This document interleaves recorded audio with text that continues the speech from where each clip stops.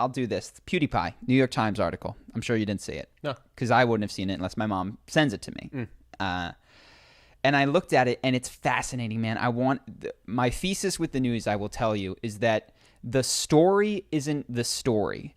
The adjectives used are the story, which is to say when there's a bombing or whatever, that's not the story. The story is whether they describe the people who did the bombing as revolutionaries or terrorists. Mm-hmm. That is the story. The power of all media to influence you is from the frame of the story. Sure. It's not from there were 16 rockets as opposed to 14.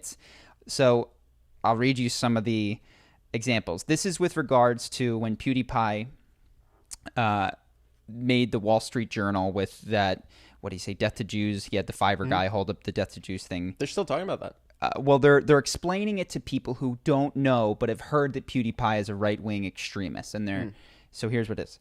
What was the title of the article? I forget. I'll have to look. That's a great question. Honestly, that's probably the most important thing. But the headline is pretty special. But I'll read this to you. So, and partly it's because Shellberg, I think that's how you say his name, responded to being called out for those jokes, and they're describing why he got flack, and other offensive statements the way a reactionary might, by mocking his critics, casting himself as the victim of a media smear campaign, and refusing to back down. So this thing says that reactionaries respond to criticism by saying that it's not true, but also people who are falsely accused respond to that by saying it's a media smear campaign. People who are, I think in his case, I followed it pretty closely, were completely taken out of context, where they go, this guy is a Nazi. And I feel like they lost the thread of what a Nazi is, did, or meant when there were Nazis in Germany. And perhaps, even some who still exist today. Hitler would rank him as an F Nazi. They weren't, yes. Yes. Willingness to crack jokes wouldn't have cut it. Yeah. My German accent is so terrible. That's one. And then here's one where he responds to it. He says, a few days later, Shellberg posted an angry defensive video in which he vacillated between self-deprecation and grandiosity, accusing the Journal of punching down at a rookie comedian, seconds before saying things like, old school media does not like internet personalities because they're scared of us. He recast the Journal's article as a conspiracy, implying that the jealous, dishonest mainstream media had ginned up fake controversy in order to take him and YouTube down a peg. Now, keywords here, defensive. When someone's defensive, it's because they did something wrong, right? You would never describe someone who is wrongfully accused as defensive. That's what somebody is when they're caught cheating. Another word, recast. Like he took it and changed what the Journal's article was. That wasn't what the Journal's article was. So they've said in one word, that's not true. Yeah. That's all they had to say. And then as a conspiracy. Now, who has conspiracies? Conspiracies aren't true by the definition. Crazy people. It's a conspiracy. Yeah. And so the whole article was, Felix, you could tell, he asked for this interview, and I think to a degree kissed the ring and gave them an interview and said, and for that they were willing to bless his shoulders and touch his. This is my perspective on it, obviously. He said, New York Times, I want to do an interview with you? Yes, after this, after there was, so the sub to PewDiePie thing, this is what started it. One of the guys who shot up Christchurch said sub to PewDiePie at the end of it. And he felt terrible about that and shut down the sub to PewDiePie meme. Effectively, I was shocked at how quickly he actually was able to go, don't do sub to PewDiePie anymore.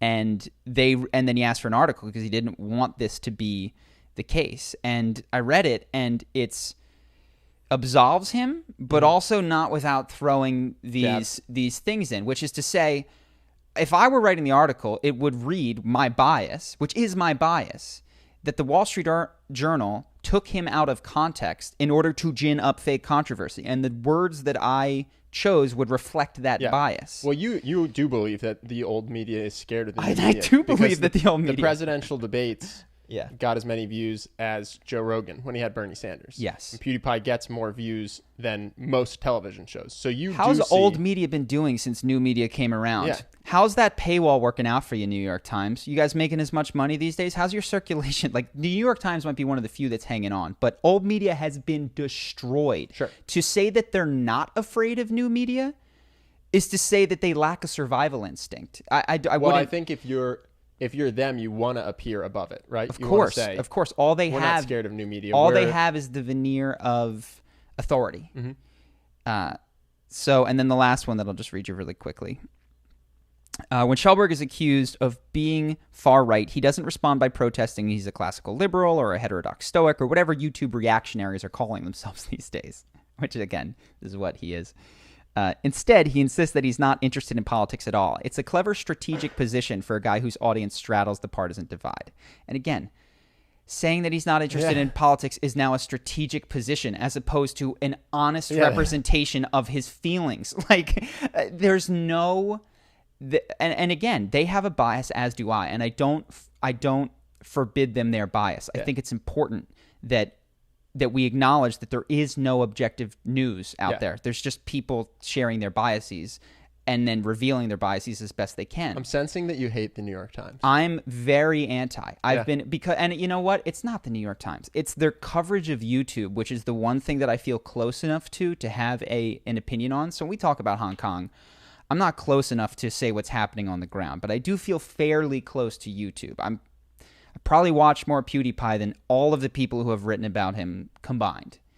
You did 3 breakdowns on him, so it's kind of your job. Yeah, and I've since watched, anyways, I read that and was disappointed, but again had to step back and say, don't get angry. The whole point is to gin up a feeling in the reader. I think that's a good lesson. Mm-hmm. I think that's a lesson that I don't have as a habit, and I think a lot of people don't, is when you're reading something to look, what is the agenda here? Like, how was this written? Yes. Right? I think the news is so fun to read when you assume that the story isn't the story. And you ask yourself, and you can do this with my videos too. This isn't exclusive to the New York Times. This is for human psychology. What does the author want me to think? Is such an illuminating question, and it always comes back to buy me, read me, pay attention to me. So if you go to our videos, I mean, there's obviously a layer of it which is teaching people, and I try to focus on that layer. But certainly, what I want you to think is that I am an expert. And charisma is important. And charisma is important. And the person we're covering is charismatic. And exactly. There's a lot of implicit things that are in any video that I do by virtue of my psychology, my incentive structure, all of my motives, which must come through in anything that I create. Mm-hmm. And I try to straddle a line of saying, okay, I don't want to cite a study that is going to pretend that I've done a study that I haven't done, but certainly I'm portraying myself as an expert. And people often ask, how did you learn all this stuff? And the truth is, I picked it up and learned it and make it up throughout my life, and then I take it out and practice it, and things that I said 3 years ago, that was a unnuanced understanding of whatever topic. I'm constantly still learning. So I am not... If I am an expert, which I do think there's argument that I am, it is not that I am the authority, period, on charisma. It's that I've just spent a lot of time thinking about it. So it's fun to look at videos and news and all that kind of stuff with the author's agenda in mind. You learn a lot about people and psychology and how the world works. That was my thought on that. I don't know if you have any reaction. No, it was a good rant. It was a rant. It was a rant. It was a good rant.